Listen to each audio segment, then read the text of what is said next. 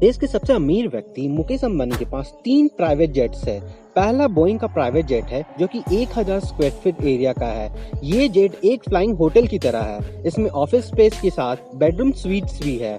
इस जेट की कीमत 535 करोड़ है। दूसरा जेट फैल्कन का 900 EX जेट है। ये लंबी दूरी करने वाला बिजनेस जेट है जिसमें 12 पैसेंजर्स आराम से यात्रा कर सकते हैं और इसकी क्षमता 16 तक बढ़ाई जा सकती है। इसके अलावा अंबानी फैमिली के पास एयरबस A319 भी है जो कि एयरबस A320 फैमिली का ही है। दुनिया भर के एयरलाइंस कंपनी पैसेंजर जेट्स की तरह इस्तेमाल करते हैं। ये एयरक्राफ्ट मुकेश अंबानी ने नीता अंबानी को उनके 44वें बर्थडे पर गिफ्ट किया था। इस एयरक्राफ्ट को कस्टमाइज किया गया है और इसमें office, cabins, game consoles, music system, satellite television और वायरलेस कम्युनिकेशन सिस्टम भी फिट कर दिया गया है।